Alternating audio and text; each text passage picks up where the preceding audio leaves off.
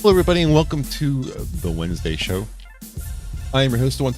With me, as always, two best co-hosts in the world, Terry DeMantis. Hello. And Genty Maxey. Hello. I wish I could start the show before we start the show, because I think a lot of the things that we talk about before the show is every bit as interesting as the show itself. We were talking about music, about being immersed into something like a movie or something like that, a movie theater like IMAX. Yeah, I am apparently incapable of like getting properly immersed. As I was saying, like if I'm watching a horror movie, I might find it interesting to watch Freddy Krueger do his thing, but I'm never actually scared. I never actually, feel like I'm part of the experience. I'm always just watching the movie. Have you actually been to an IMAX theater? No. Ah, that might change your mind a little bit, because the experience in IMAX is just, I mean, I think even you would notice. It sounds terrible to say that, but it's significantly different than just going to a theater. IMAX is just crazy because the screen is so much larger, and it's wrap around. The music is, I mean, the sound system is just on a whole other level. So, is there one near you? Do you know if there's an IMAX theater anywhere around? Not near me, no. No. There's not one close by to me either. The regular theater that's close by to me is not IMAX. I can travel about an hour away, and there's an IMAX theater, but I've never been to it. Back when I lived in Virginia, I used to go to the IMAX theater on a regular basis, so it was pretty cool. Jen, you've been to an IMAX theater, right? Yep. I've never been one for like a real movie though. Like the ones that I went to were usually for documentaries, but I did take it. I had the thoughts for. They were doing a redo of the Star Wars, not the remake, like not the new movies, but the originals, just a replay of them. Mm-hmm. And I did kind of consider it for that one, just because, yeah, I've seen it at home. Yes, I've seen it at a regular theater, but IMAX is just, you do feel like you're surrounded in the world a little bit. Like if you could put yourself in the image of, being on a platform in one of, the political scenes in Star Wars. Yeah, you could see yourself feeling like, yeah, you're surrounded by the world of Star Wars. Yeah. Is it the original movie? Yes. Am I seeing anything new? No. What do they call those things where like they'll have a huge room and they'll be talking about space, and the entire room is filled with stars and stuff like that? There's a name for that. I can't think of what it is. I know what you mean, but I can't remember what it's called. Is it like a planetarium? No. Planetarium, maybe that's the word I'm looking for. But imagine looking at your computer screen at an image that you would see at a planetarium, and the difference between going to a planetarium and being surrounded by the entire thing as opposed to just looking at your monitor. That's kind of how IMAX is. It just, you don't really, you have to intentionally look somewhere else to not see the presentation. You have to actually take your eyes off because it's everywhere in front of you, kind of deal. So anyway, we should probably say hi to everybody in chat. Hi, chat. Nah, that's the easy way. I'll just say hi, everybody. Yeah. JB, Keyredam, hi, sweetie. And I guess everyone will be rolling in as we go, but Lisa's out there. Hello, Lisa. Green Badger Outdoors. Scrolling. Yeah, everyone will usually run in about a half an hour from now, so sorry about my phone. Usually I turn it off during the stream. Anyway, we've got a couple of things on the show tonight. I don't know what we're going to get to, but I probably should explain these. The first one is End of the Line. I don't know if you guys have heard about this, but it was all over Twitter. There was a train stuck in the middle of nowhere for 30 plus hours. Did you hear about this story? No. Okay, we'll talk about it. It's pretty interesting. When it rains is what's happening right now with California. I don't know if this is affecting the west coast of Canada as well, but California is under deluge. It's funny, the place is either on fire, an earthquake, or flooded. Those are the three options for California. Sounds like Australia, except we don't get the earthquakes as much. Yeah. If it is, I would be checking with Sora more than me necessarily, because the coast there is a little bit weird. Like sometimes they get what you get, but it's not the same as the East Coast. Yeah. Like when I hear things happening in Florida, guaranteed I start looking to Nova Scotia, New Brunswick, all that, because they're going to get, even if it's not the same thing as what you get in Florida, they're going to get something from it. Like something usually occurs right afterwards, even if it's not the same storm. It's just some kind of, where they're at is just in a weird pincher. Whereas BC and Vancouver, honestly, that coast is dangerous too, but it's dangerous for different reasons. Well, if Sora stops by, we'll get the 411. I'd ask her because she would know it a little bit better than me because she does. And then finally, the Biden documentation. Apparently, Biden did the same thing when he was VP that Trump got caught for, taking public documents and taking them home with him for homework at Mar-a-Lago. So we'll have those options to talk about. More people have joined us in chat. OG Costin is here, and he says, just got here. Did Gen T Maxi tell everyone the good news? Oh, well, I haven't completed that stuff yet, Costin, but I've been working for the last couple weeks with a buddy on setting up streaming for games. During the day, I end my shifts usually around like 9 o'clock in the morning, so I'm off at a time, and I'm at home, and I'm like, this is a really good time to stream because nobody really is. So he's helped me out a lot with the setup, and so he did a little intro for me. I'm like, ooh, and he helped me. He forced me to clean up my my actual YouTube channel. Dude, it's cleaned up now. It no longer looks like it was set up by a 12-year-old. Also, hello, Spud Gun, and see you, Spud. I hope you feel better. You got a cold head, which I assume is a head cold. So go to sleep, get better. And well, if he's in England, I mean, it might just be cold. Oh, that's true too, and damp because. It's also really late in the morning. Well, early in the morning, or late at night. So they're a different time zone. Roughly the same time zone as Terry, right? They basically the same as you. No. Was it 8 hours instead of 12? Yeah. They're looking more like. Aren't you near like one or two almost? It's like almost 1 or 2 o'clock, I think. If I remember my Brits right.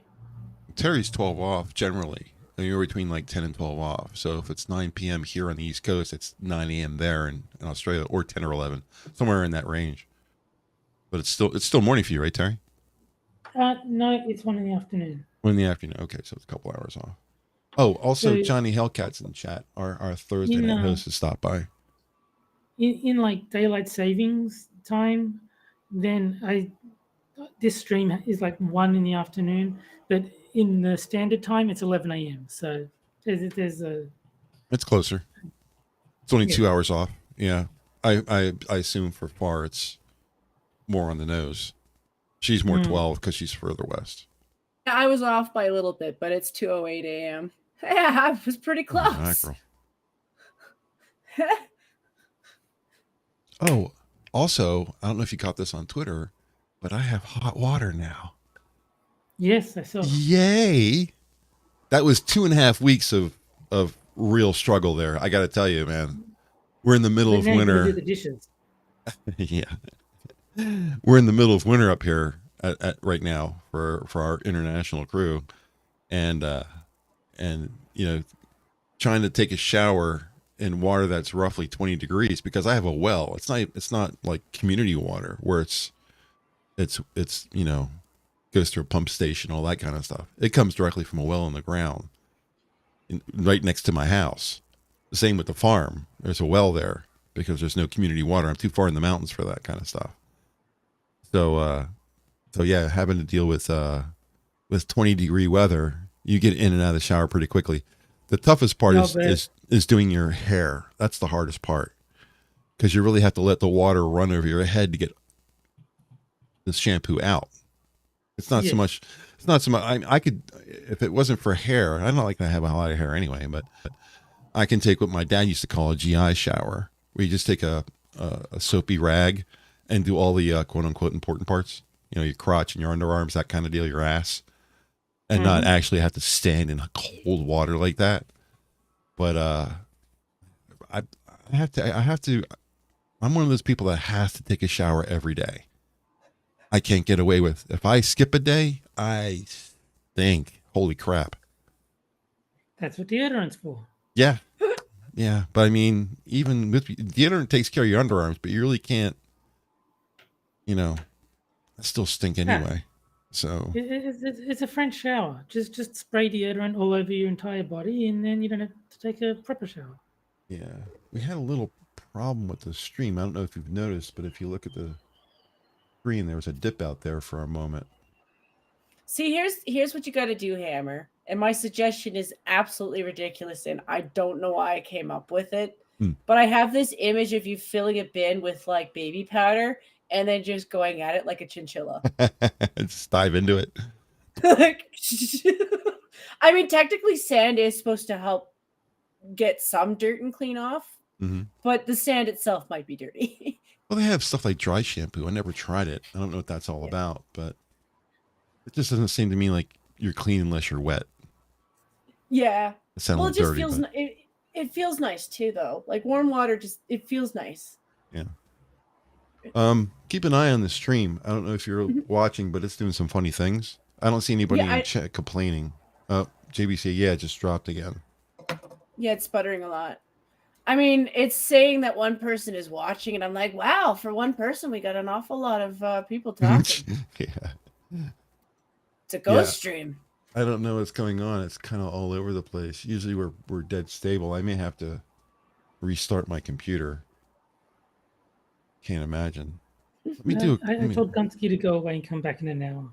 It's all his fault. It's always his fault. Let me run a quick speed test. Didn't really do this while the stream is running, but why not? All right. They'll probably kill everything. According to my computer, everything's fine. I'm getting 912 megabit downstream. So I don't know if that killed the stream or not. Everything looks okay. No, maybe not. Chat's going to have to tell me if everything's okay or not. Anyway, so end the line, when it rains, and Biden docks. Do you have a preference on which ones you want to grab first? I don't know. I think Biden, because it's always funny when his supporters get up in arms over something that Trump did, and then now Biden's done the exact same thing. So watching them, no, this time it's different though. Biden's one is different. Well, yeah. For me, it's more about the fact that every time they do a Biden doc, it's more of like, which one? Because they keep defending each and every single one. And I'm like, every time they do a Biden doc, it just gets worse. Like I've never once, as somebody who favors Trump, have claimed that he's the perfect guy. In fact, half the time where I'm trying to pitch for the dude, I'm throwing shade at him. No, Trump is the God Emperor. But him and Jeremy Boring.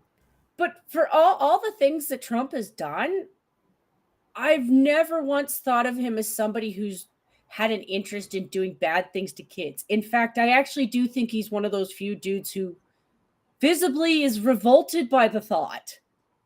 That's basically everyone who's not a politician or a celebrity. Like, he just... the one thing I will give them in terms of credit towards Trump is he's not always good at hiding his emotions. It's true. Sometimes you can stir him up and you can catch yourself doing it. He's not a perfect guy. But there are some topics where it's clear where his opinion is, and touching children is not one of them that he approves of. No one should approve of that. And I agree with him on it. But Biden is consistently being trailed by stuff that I would never leave him around children. I'm sorry. Senile or not, he's got too many things. It's fucking weird. If the little girl didn't want a head sniff, she wouldn't have used such nice smelling shampoo. right? Like strawberry shortcake. Johnny Hellcat says Hammer, you should get a tankless water heater for the bathroom. The water heater for the house is in a crawl space underneath the house, and it's a 40-gallon tank. A 40-gallon tank is usually the proper size for like 2 to 3 people, and it's just basically me here and when my girlfriend comes over. So a 40-gallon tank is kind of overkill, but because it's the most common tank, it's the cheapest one. So it's like, I don't really need that much. And it's not even running particularly hot because I'm not really big on steamy hot showers. I just want them not to be freezing cold at this point. The only time I'm really concerned about the heat is when I'm doing dishes, because it seems like the hotter the water, the cleaner the dish. But also want to say hello to Opinionated Scotsman, and of course Jack. And who else did I see come in? Saw someone else come in. Oh, Assassin of the Gray is here. And I think, did I get everybody? Yeah, that's everybody. Apparently just doing a check on the on our internet speed has solved the problem, because it's back up to its normal straight bar across the screen. So maybe it just need to be cleaned out. The pipes just need to be cleaned out. Anyway, according to CNN Politics, Biden's legal team found another batch of classified documents in search of a second location. So now it's 2 locations that have found these extra classified documents that are supposed to be in the White House, and they're at home. The difference here that I don't hear people talking about is that there's a difference between being a vice president and a president. A vice president cannot declassify documents, but a president can, and the president doesn't require anyone else to oversee his declassification. All he has to do is say, I'm surprised you haven't seen people talking about it, because I've seen that brought up a lot on Twitter. well, I watched Philly today because I'm insane, and of course he didn't mention this, so I made sure I left a comment to mention it.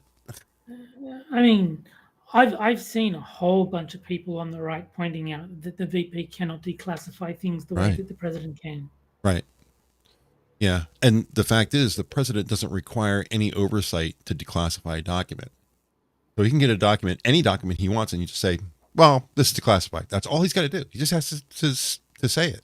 And even to that point, he doesn't actually have to verbalize it. He doesn't have to tell anybody. He doesn't answer to anybody. If he could just say, well, this is declassified. If somebody asks him, he says, no, I declassified it. And he doesn't have to prove it. So the VP cannot do it, and the president can do it on a whim. So they're not the same in that sense. It just makes Trump less illegal and makes Biden more illegal. I say we impeach him. I agree. I think our Congress, our House of Representatives, should listen to Australian people. How we want it. I'm glad you're on our side. Canadians. I also agree. You guys are awesome. Well, I said this earlier, that my premier the other day basically said hell no to the WEF. She said, we don't want your policies here. We are not going to implement your policies here. And she basically flipped them the bird in a more polite, political way, because she did. You know, she's actually pretty good. I like her. But it's been a reign of terror ever since. Like she wants to rework how we pay for our healthcare. I 100% support that, because they waste money and people and time. BC is an example of that, because, well, you know, apparently if you've had the first 2 shots, you're fine. But if you've never had any, you're not. But they really encourage you to take more shots. And we all know what happens with those. Those have worked out really great for everybody. Yeah. What I haven't seen on Twitter is anybody reporting the second site. Oh, yeah. According to CNN, another batch of classified government records were found by President Joe Biden's legal team following the initial discovery of classified documents at his former think tank office in Washington this past fall. The most concerning thing is that Biden has a think tank. Anyway, according to people briefed on the matter, which I feel like Scribe should actually read that sentence. The additional classified documents were found in a second location during searches that took place after lawyers found the initial documents. That effort led to the discovery of additional documents of interest to federal officials reviewing the matter, one of the sources said. NBC News first reported the new batch of classified documents. CNN is saying that NBC News found this first. So they're admitting that NBC News beat them to the punch. All right. Whatever. The discovery of the classified documents in his former office in November set off alarm bells inside the White House, where only a small circle of advisors and lawyers were aware of the matter. An effort was launched to search other locations where documents from Biden's time as vice president may have been stored. The White House declined to comment on the matter. Because what's her name? Pierre? What's her name? What's this speaker? The person who comes to the podium every day? It's not Jen Psaki's replacement. What's her name? I don't know her actual name. I don't know her name, and I don't really want to refer to her as the black lady, but she is. The diversity hire. Yeah.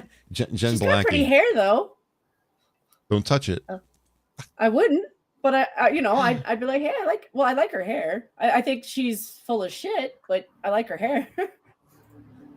Hey, listen, try to think of the positive about people if you can. Oh, Corinne Even something. if it's shallow. Corinne Jean-Pierre or something like that. Yeah. It's K-A-R-I. Karine Jean-Pierre is the new White House press secretary. The black lesbian. That's it. Yeah. Yeah, so they're not talking about this. And you wonder why? Because he's just more guilty than Trump. And there's actually a video out there of Biden admonishing Trump for having done this. No true president would ever do this. And now he's been caught doing it twice. Well, I mean, we all agree, don't we, that he's not actually a true president? Well, according to him, Kamala is the president. Yeah. How many Said times? that a few times, hasn't he? Yeah, like 7 times he said it.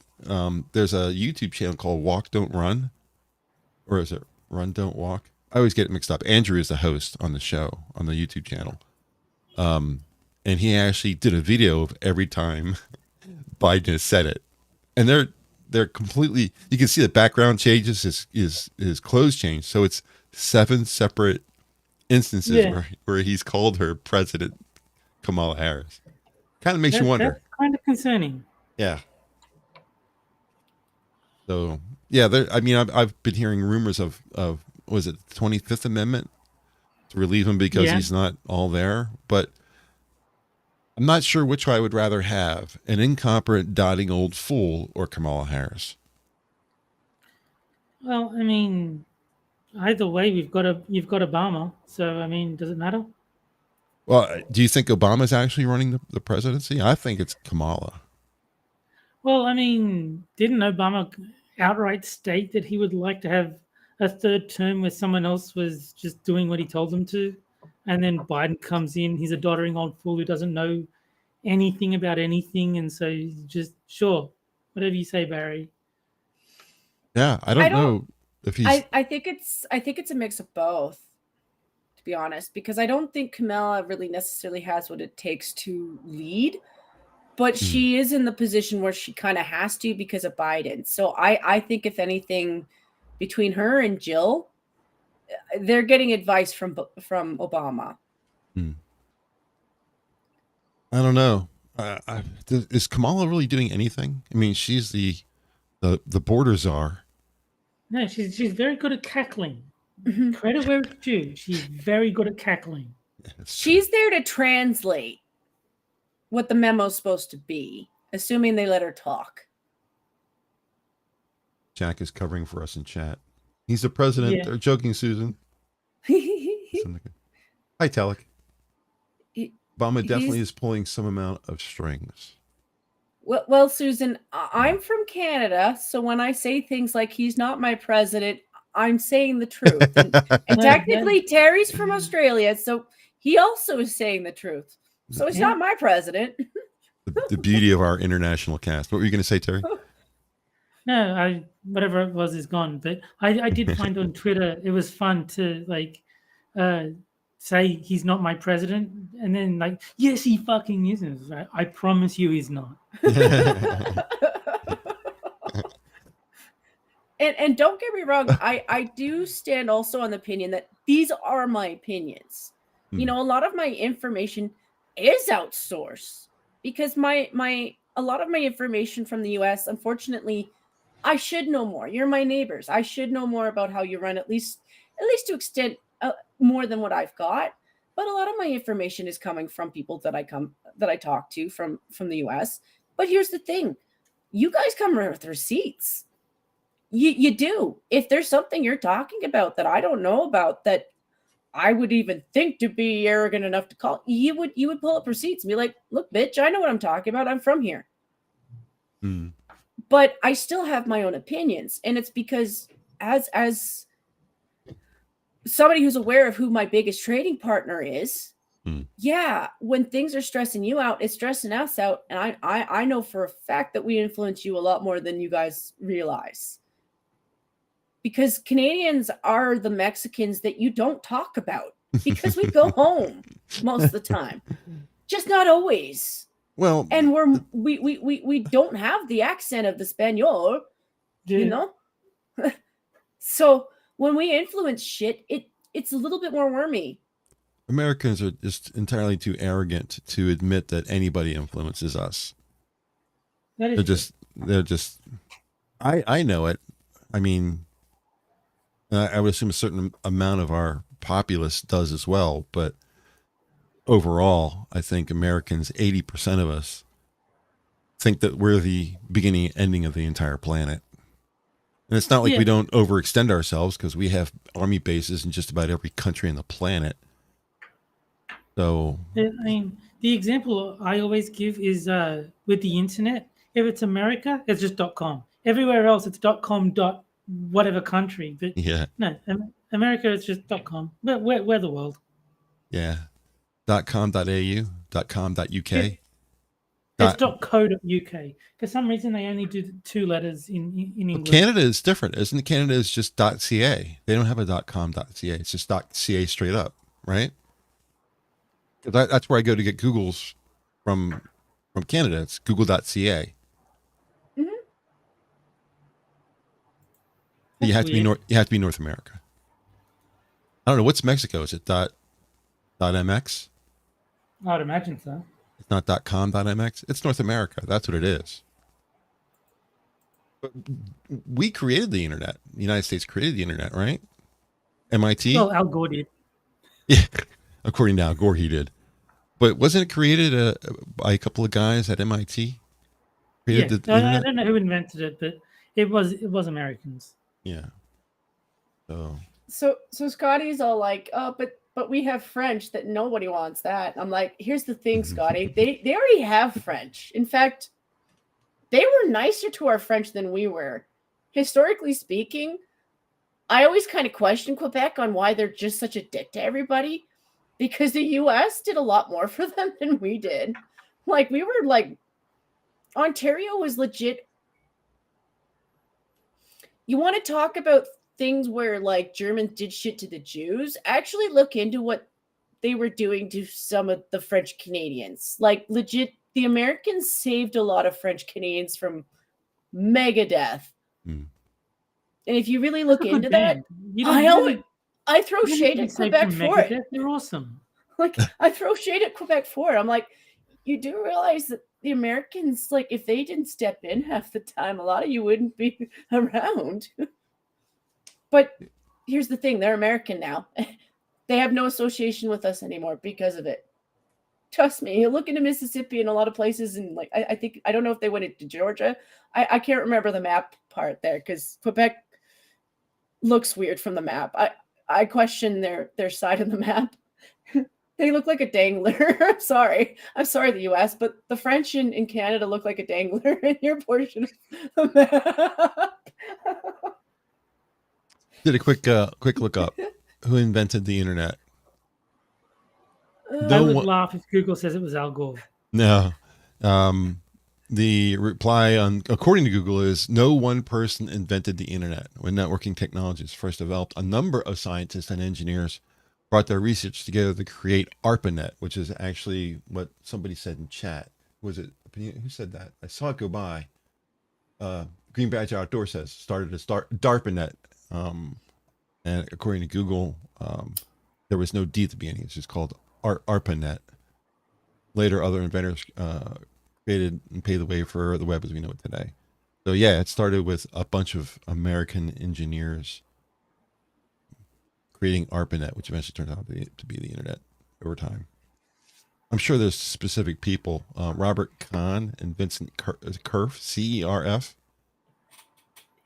created ARPANET. So ARPANET became the internet eventually because of the invention of IP, the internet protocol. Once that was done, it was able to be sourced beyond a local network.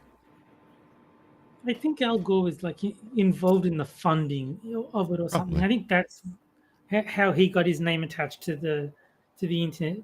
Like, and as funny as it is to pretend that he invented it, I think he was just like tangentially responsible in like some sort of like funding or other governmental capacity. He obviously wasn't hooking up computers going, hey, look what I did. Yeah, ARPANET is the internet. DARPA is a defense contractor, so it's easy to put those two words together. But yeah, I'm sure he had something to do politically with this, so that's how he got his name on it. So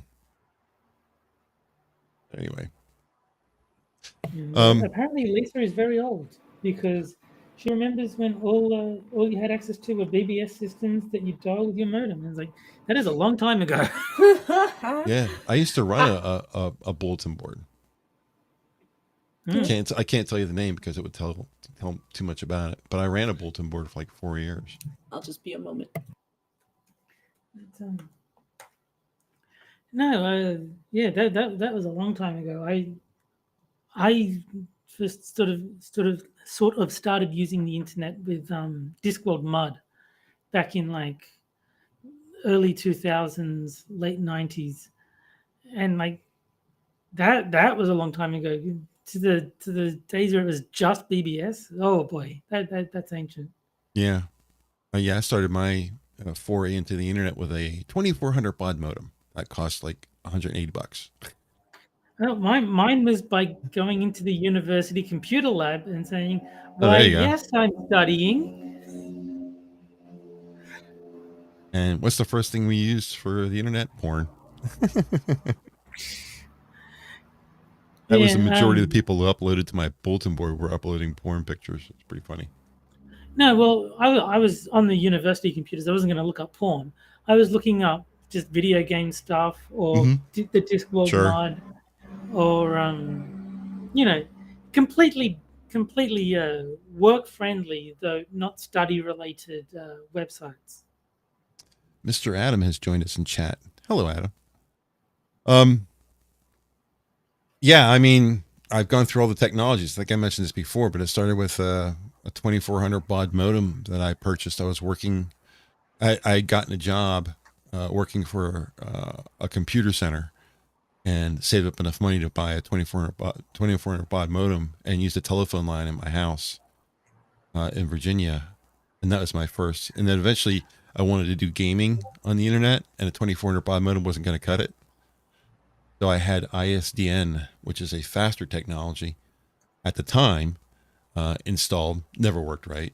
But when, in the off chance that it was 3 o'clock in the morning and the internet was relatively clear, I could actually play games over it. Then eventually, cable modems and all that kind of stuff made it. I actually do remember those too. Like, we didn't have like the uppy internet over here. Like, we did have dial-up. We had what Lisa was talking. The dial-up sound whenever it connected. I loved that sound. Yeah. But I remember my cousins in Ontario had a faster version of it. So yeah, it was fun. The worst thing about moving away from dial-up, people could call me on the phone again. Because I used to be on the internet like constant. Well, I still am. But before that used to tie up the phone line, so no Right. one could call me, and that was good. In the States, you had to dial a prefix number before you made your call to the internet, because if you didn't and somebody called you, it would disconnect your internet connection. Yeah, well, You had to dial. That happened a lot. Yeah, you had to, in America, you had to dial *70 first, and it would go beep beep beep beep, and you get a dial tone back, and then make the phone call to your ISP to make the connection. Because if you didn't dial *70 first, and someone would call you, it would drop your internet connection in favor of the new incoming call. Yeah, so no, that didn't happen to me. Like if I was on the internet, they would just get like a busy signal. They couldn't actually disconnect me from there. Yeah. In America, you had to actually tell it that. I mean, it's possible that I would have had to do that, but it was already factored into the programming so that it did it automatically. I don't know. Yeah. I think American phones had call waiting as part of their standard package. Everybody got call waiting, and call waiting was what disconnected you. It's just the way they configure the phones in the States. Anyway. Yeah, no, I used to really like the computer beep beep beep beep beep beep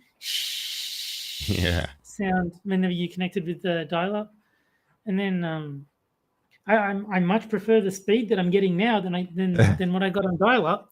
The very next thing you heard after that sound was, "You've got mail."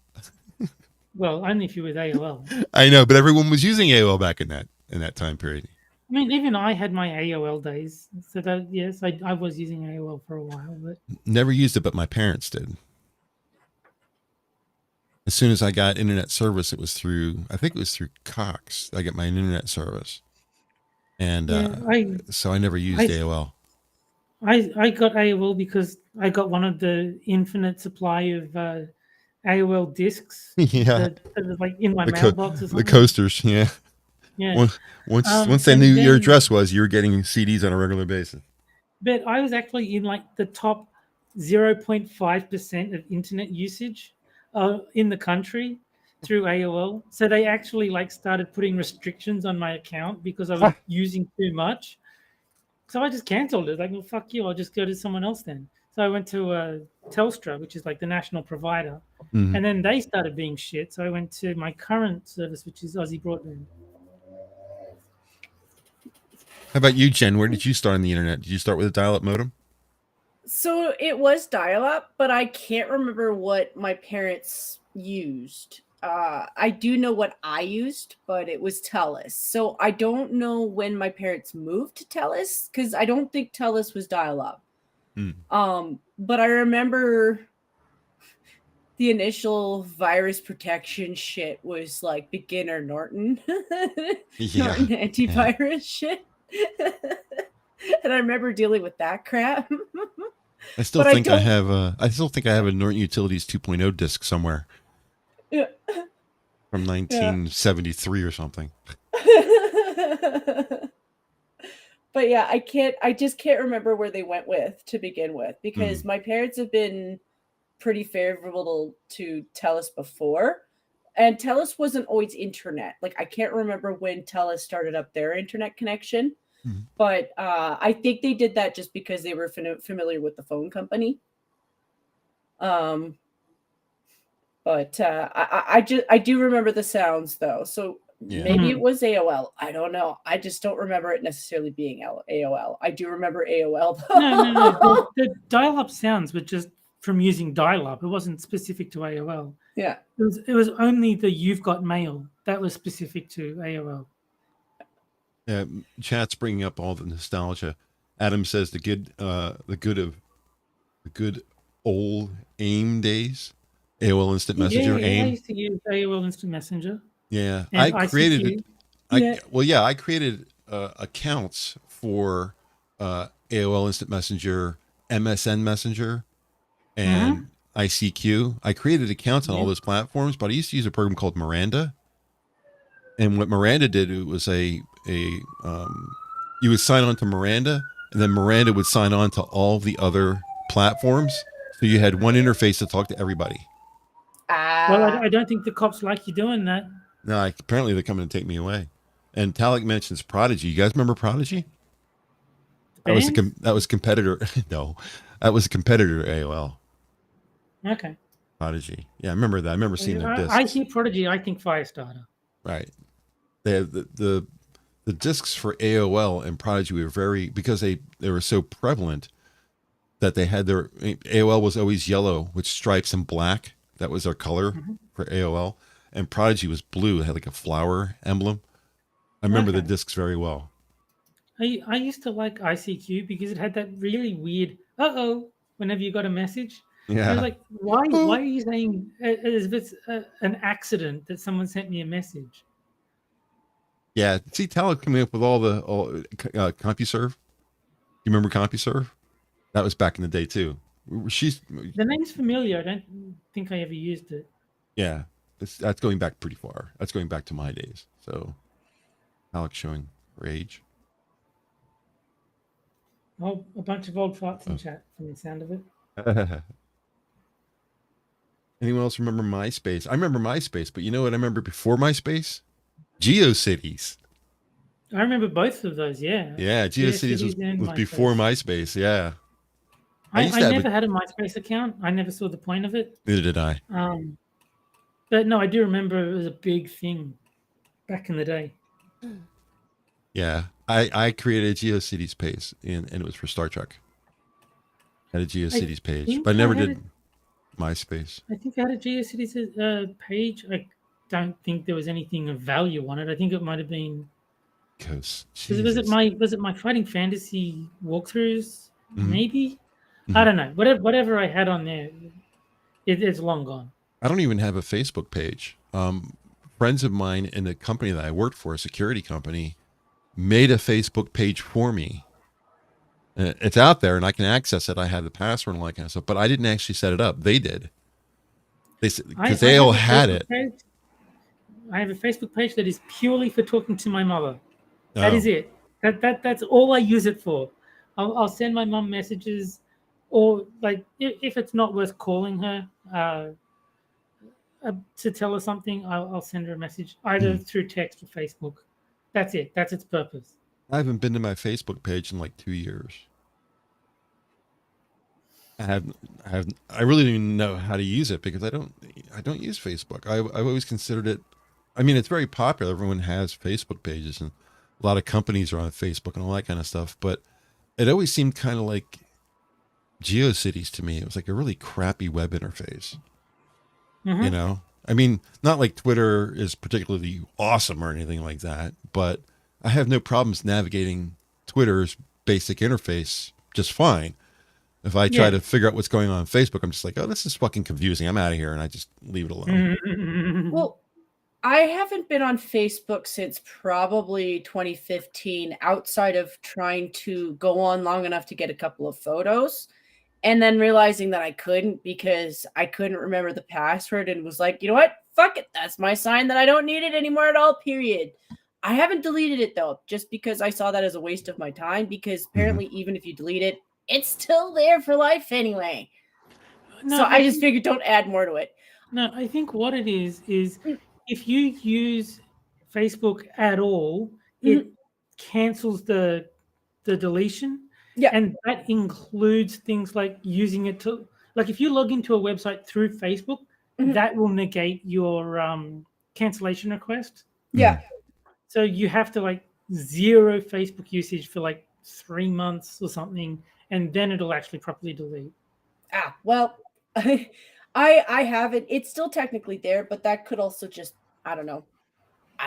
But I haven't been on it. But my memory of it and the reason I switched off, and yeah, Twitter does have a lot of ads on it. It doesn't have nearly the amount of ads to spam that Facebook had. And it's not just ads to like, oh, I want pizza or I want purses and things. It was the spam games. Yeah, that's true. I got so sick of that. I get zero ads. I get zero ads on Twitter unless I'm on my phone. If I'm on the browser, I get no ads. Yeah. Facebook was just like background. Yeah, there was a lot of little ads in the background, and then the game spam, and then I really didn't like how much more nosy Facebook was in comparison to other places. I did think it was funny that every single game on Facebook played nothing like the ad. Like they would spam you with ads, and you like, okay, fine, this looks kind of interesting. The game is nothing like that. It Yeah. doesn't even have that in it. There was something about Facebook that enabled Flash games. If you wanted to play games that were built on Flash, Facebook was the place to go. That just seems like it seems like anytime there was it's on Facebook. Look at this game. It's on Facebook. It's a Flash-based game. But when Flash, I thought Newgrounds would have been better for Flash games. Flash died. Flash doesn't exist anymore. So now everything's No, Java I know, based. but I would have thought when it was around, I would have thought Newgrounds would have been the place to go because that's where I always went. I never even heard of it. I don't know what that is. Newgrounds? Yeah, there's like a whole bunch of like not very good, but like Flash games.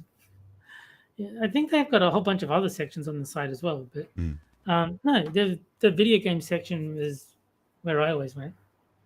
Yeah, well, yeah, Todd that makes mentions sense. Newgrounds as well. So, we got 15 minutes left. You want to talk about the train, or you want to talk about Lorraine? Well, I want to know, have you ever seen the rain? You have never seen the rain? No, have you ever seen the rain? Have you ever seen the rain? Who Does it rain in Spain? Who sings that? Have you ever seen the rain? CCR. Oh, okay.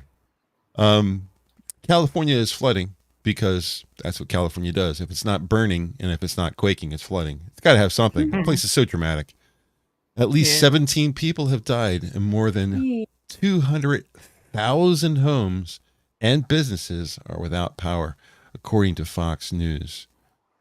Massive flooding in California has killed at least 17 people, and businesses are without power as of Tuesday. Governor Gavin Newsom,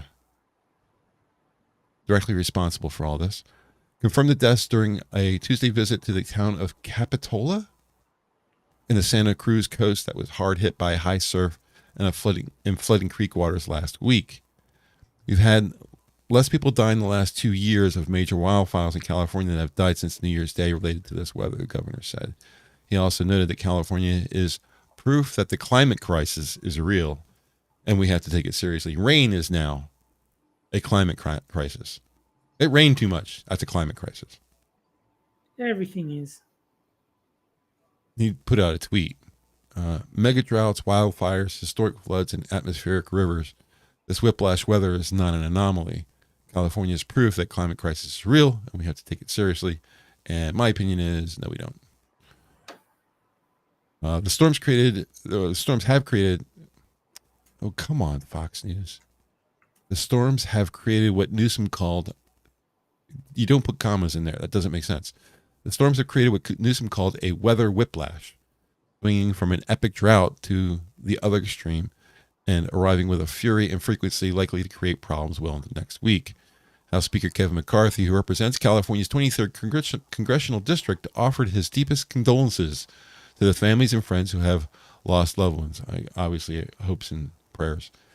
And praised the first responders who continue to brave the elements to protect our communities. They did a lot of tweeting about this, but I don't see any movement from the government as far as doing anything to allocate funds for emergency use yet. I'm sure that's coming, but I haven't seen anything yet as far as that's concerned. The deaths have included a pickup truck driver and a motorcyclist killed Tuesday morning when a eucalyptus tree fell on them. I shouldn't be laughing at this. That's terrible. I'm laughing at this. But a eucalyptus tree fell on them on Highway 99 in San Joaquin Valley near Visalia, Vasila? California Highway Patrol said. Don't feel bad about laughing because I think it was yesterday there was like a car crash outside my my unit, and my first thought was like one less motorbike coon to worry about. So I mean, I got you beat there. It was just a eucalyptus tree. They couldn't just say a tree fell on them. They had to be specific and say what kind of. It was a 37-year-old oak tree. We measured the rings in the trunk to identify its age. They've just been watching Monty Python's How to Recognize Different Types of Tree from Quite a Long Way Away. Oh man. A 5-year, here's something somber. A 5-year-old child went missing after he and his mother were stranded in rising waters near San Miguel. His mother was rescued, but the boy was swept away in a 7-hour search. Monday turned up only one of his Nike shoes. That's terrible That's news. not usually a good sign. No, there's a lot of No. pictures on the. I wish I could figure out a way of making. Yeah, if they find them, it's going to be a pretty good miracle. Yeah.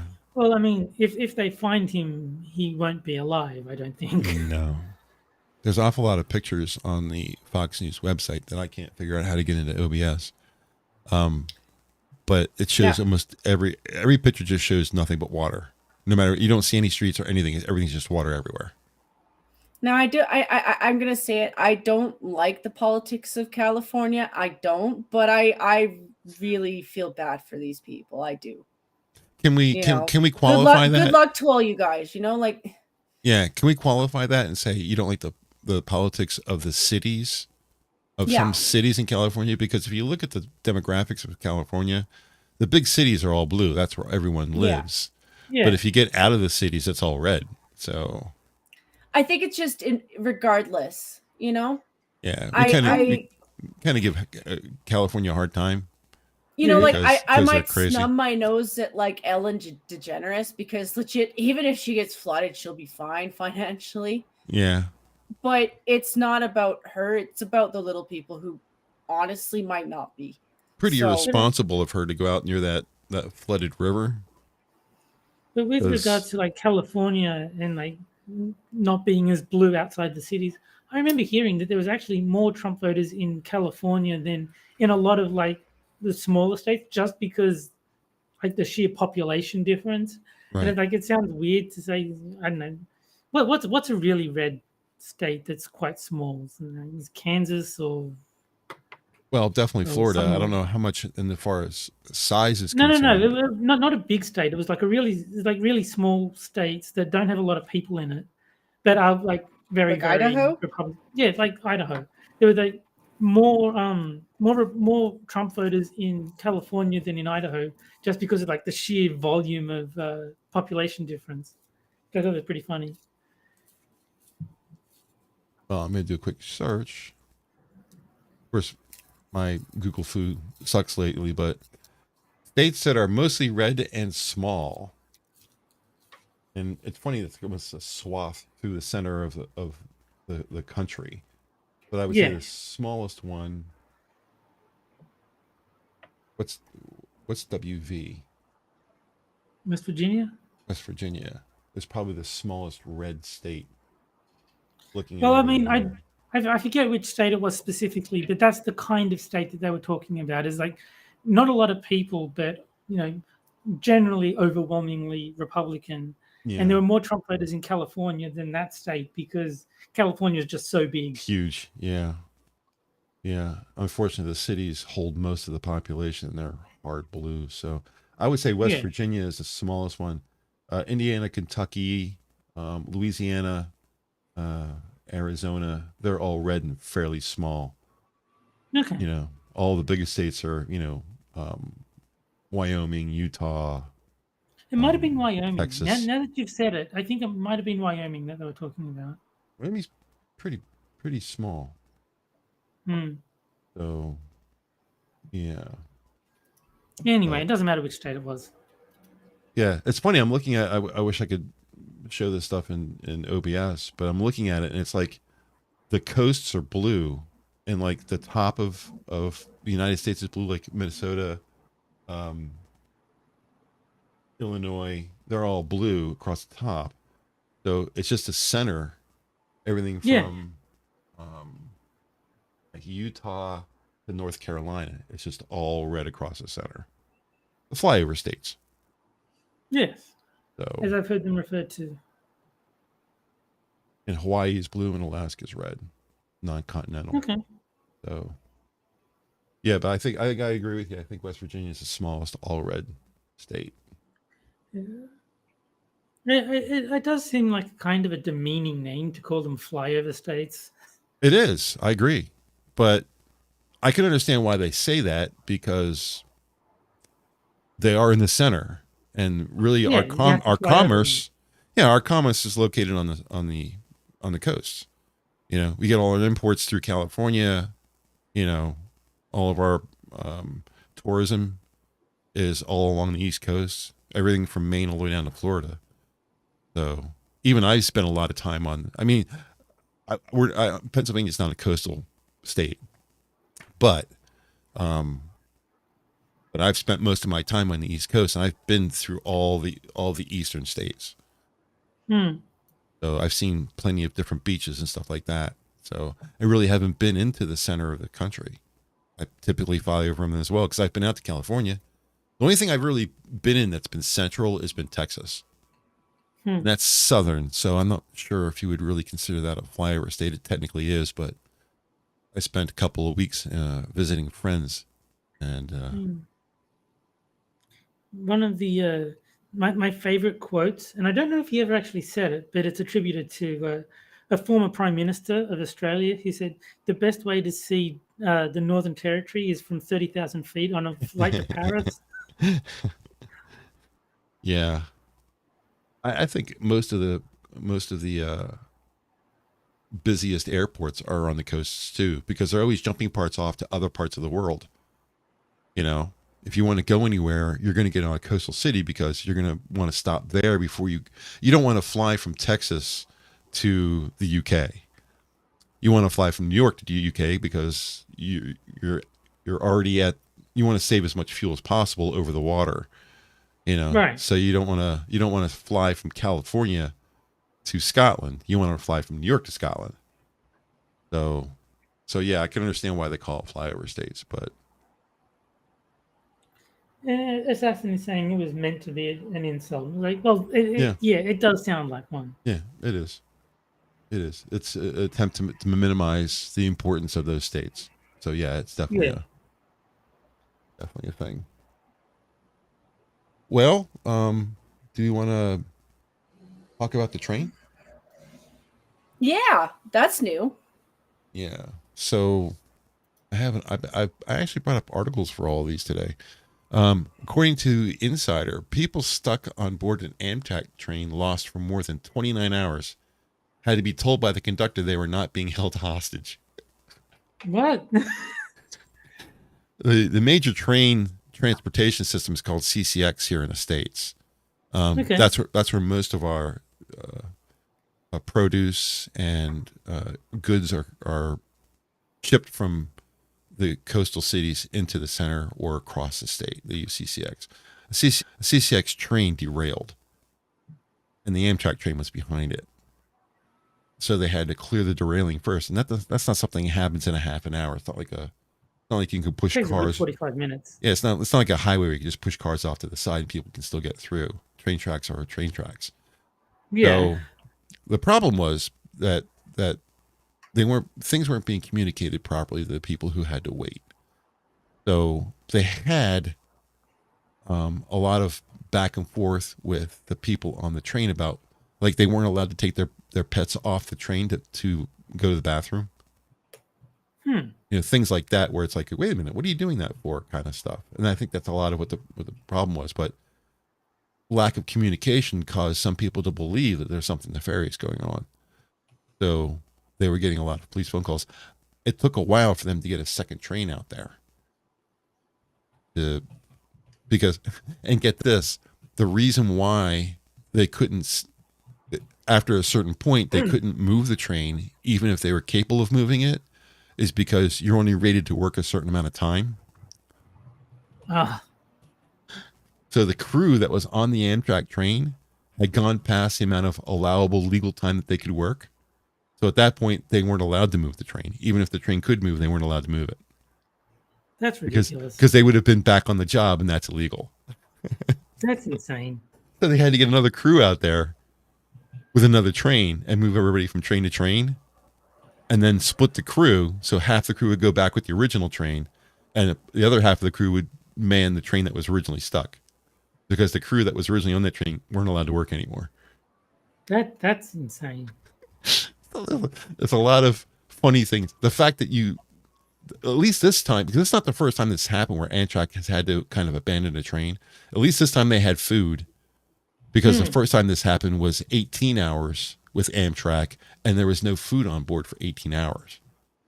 Jesus. That becomes dangerous. There was no there. I don't think there was. I'm not sure, but I don't think there was water either on that original one.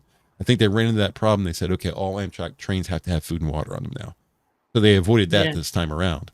But it just got me. It's like, why would they not allow pets to go? Why would they let people get off the train to curb their pets? Why was that such a problem? It was this was in South Carolina, East Coast. So some passengers, fresh out of patience, appeared to have started calling the police per ABC News. Train conductor could be heard in a video telling passengers that they weren't being held hostage. Well, if you have to say it's probably not a good sign. Yeah.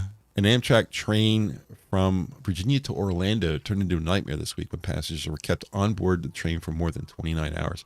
It actually ended up being 37 hours. ABC News reported that the auto train in question left Lorton, Virginia at 5 p.m. on Monday and was meant to reach Sanford, Florida by 10 a.m. Tuesday.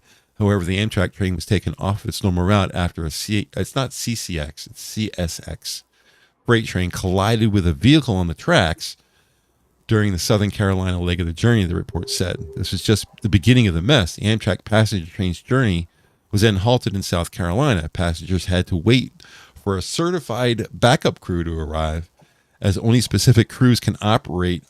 The train carried cars as well. For people who were taking the train, you could drive the car up onto the train. It's called an auto train, obviously. Something, makes a lot of sense. And only certain crews are trained to operate an Amtrak train that also has cars on it. That's another reason. Jeez. I know this gets really specific, doesn't it? Additionally, safety laws control how many hours train employees are allowed to work. Late Tuesday, the ABC News journalist Sam Sweeney tweeted that passengers had been stuck on board for 29 plus hours. Local ABC affiliate WPDE reported that the train started moving again just before 10 p.m. Tuesday. So more than 24 hours sitting there doing nothing. That's pretty terrible. The only time I could think of where you would be in a vehicle for 24 hours, besides a vehicle you controlled, would be like an airplane going from the States to Australia or something like that. I think that's like a 22 hour trip or something like that. About that. Yeah. So, yeah, but I mean, at least it was resolved and people were okay. I'm glad that they ran into the initial problem a while back and realized, hey, we should put food and water on these trains just in case something happens. So at least this time, people weren't in any real danger. Can you imagine somebody who's kind of like me, where they're not like feeling all that great to begin with, and then have to spend 29 hours without food and water? Can you imagine that happening? Yeah. That would be a nightmare. There'd be people in trouble. You'd be calling ambulances and shit like that at that point, Yeah. So, anyway, I wondered, has this ever happened in another country? Have you ever heard of it happening in Australia or in Canada? No, but I mean, I don't pay that close of attention as you know. Is there a rail line going from coast to coast in Australia? Yeah, it should be. I mean, I know there's interstate trains, so Okay. there should be a way to get from, say, Perth to Sydney by train if you're willing to spend long enough on the train. Yeah. I just wondering, because you don't have the populace in the center of your country like we do. It wouldn't go through the center. It'd go around the border. It'd go around the coast. Southern border? You were going from Perth to Probably. Sydney? It would go That's south. the more populated area. Yeah. Can't imagine getting halfway through Australia and getting stranded and it's 110 degrees. Yeah, they wouldn't go through the desert. That would be insane. That would be insane. What about you, Jen? What do you think? Is there huge rail lines going through the middle of, or do you fly everything back and forth? For us, it's all about the trains. Really? Like, In terms of how we get things back and forth across the country, yeah. I mean, it's trucks too. Like our trucking community, I hailed them a lot, absolutely. But we cut the time down a little bit with the trains too. Yeah, I thought you guys were all trucks and planes. No. No. I mean, if you go up north, you might switch over to some planes if places are remote enough. Yeah. But you've got rigs that absolutely drive over the scariest lakes on the planet. Ice road truckers. Like they go to places that give me nightmares thinking about. But no, when it comes to mega transport, like majority of Canada is sitting on the border. Mm-hmm. So it's across Canada, back and forth. And then you go up and back, I wonder if CSX is also in Canada as well as America, or if you got something else going on up there. Big train companies. Mm. I wonder if your goods are moved with the same company as in the States. CSX. Yes. Anytime you see a train go by, it's plastered with CSX all over the sides of them. Yes, it is. Yeah. So I don't know how much of this is true, and this is information that I remember reading like 5 years ago, so I wouldn't count it as being rehashed necessarily properly. Mm-hmm. But my understanding is they actually do argue with us a little bit in some regards, like people who might put a little bit of pressure on some of our politicians in terms of slowing things down. Transit was one of the ways in which we did circle a lot of our oil and gas. It just was one of those forms of a pipeline that they were like, oh, well, it doesn't cause as much damage to the environment, even though train crashes happen a lot more than they talk about too, mm-hmm. and are more dangerous because it's surface level. But I did remember reading a documentary where they were saying that the CP rails were part of the reason that they were trying to fuck with our pipelines a little bit, mm-hmm. because the stuff going up north is going up north by trains. Mm.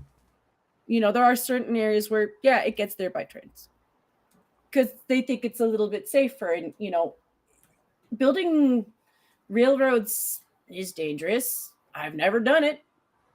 But I can look up numbers, and yeah, it's dangerous. It's probably not as bad as it used to be. But once you get one out, a lot safer than train. Does Canada have something like OSHA? You know what OSHA is? I think so. Yeah. Let me just... Occupational health and safety. I didn't know what the acronym meant, but okay. You know more about my government than I do. I don't know what the A is, but in Australia we've got OH&S, which is Occupational Health and Safety. It's got to be administration. Could be something like that. If it's A, it's always administration. Yeah. Well,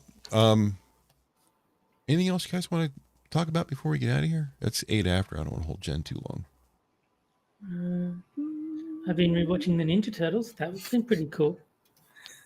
What, the television shows? The cartoons from the 80s, yeah. Okay. I've never... I read the Dark Horse comics back in the day. I'm the opposite. I never read the comics. But I've never seen the movies, and I've never seen the... I don't even think I have any of the movies. And for as much as... there's some... It was actually really creepy because there's one episode, I just watched it, and it's like, this is so familiar. Like, obviously, it's just because I watched it a lot as a kid. Mm-hmm. But I would hear the line, it's like, oh my God, that sounds just so familiar. I swear I've heard this before. Like, obviously, I know where I heard it before. But in the moment, it's like, why is this? Everything about this episode is just so familiar to me. But this was like only this episode, none of the other ones. So it's not like, I remember the whole show. It's just this one episode. Everything about it is. So it must have been like my favorite as a kid or something, and I just watched it endlessly. But yeah, it left an imprint. Assassin says the Ninja Turtles did not start with Dark Horse Comics. They didn't? Well, maybe it was a light horse, and then it got darker as time went on. I was pretty sure that it did because I mean that's at least the first place I ever heard of it. Since this stream is almost over, may I mention that there is a stream going on Bad Comic Reviews streaming channel? Jack is No, streaming? you can't mention that. Jack's streaming right now? Apparently. Yeah, if he's streaming, go out there and we'll shut down here in a moment. You can run over there if you want to catch Jack. Eastman and Leard went door to door with comic books stores with stuff they printed. So It started as an indie comic, or yeah, so as an indie, and what I guess Dark Horse bought them and made it a production. sounds like it. I didn't know the history. First place I ever saw about it was in the comic book store. I was like, "Ooh, what's this?" Because it was it was like a graphic novel. It was black and had a nice, shiny cover on it and all that kind of stuff. I was like, "Wow, this is like grown up cartoons." It intrigued me. It wasn't the typical Marvel MCU kind of bullshit, fantasy thing. It was drawn like, no, these are real turtles in real life. It was very well done. I was like, I like this. I would be interested in reading them. Like if I found, I wouldn't pay for them, but if I found them, an archive online or something, I'd read a few of them. But I gotta imagine at this point you can find them online as PDFs or something like that.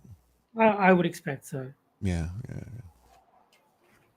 All right. Well, we should probably get out of here. People got to go over and see Jack anyway. So. All right. So we'll go ahead and get out of here. Have a good one, guys. Jen's leaving already. I didn't get a chance to finish the show yet. Thanks, fam, as always, for chatting with us tonight. Remember, we're trying to get our Rumble channel up and running. Thank you, Mr. Adam. So if you have an account on Rumble, go ahead and give us a follow. Eventually we'll live stream there. I did put one of our Wednesday shows up on the channel just to get something up there. And I invited everybody who hosts shows to put their stuff up on Rumble too, but nobody has because nobody listens to me. I'll throw this up here. I'll just keep doing the Wednesday shows on there just because I can. To see if we can maybe generate some interest. So eventually we're going to try to live stream there. So you'll be helping the minions grow if you get a chance to get on Rumble and give us a follow. As for YouTube, if you can't wait for the next Wednesday show, remember the minions are live every evening, including weekends, with most shows starting around 11:30 p.m. Eastern, 7 days a week. Host and start times are listed in the description along with our Rumble channel down below. We'll be back next Wednesday at 9 p.m. as usual. I hope you guys enjoyed the show, and we'll see you again next week. Have a great night, everybody. Bye, guys. Bye, guys and girls. Mm-hmm.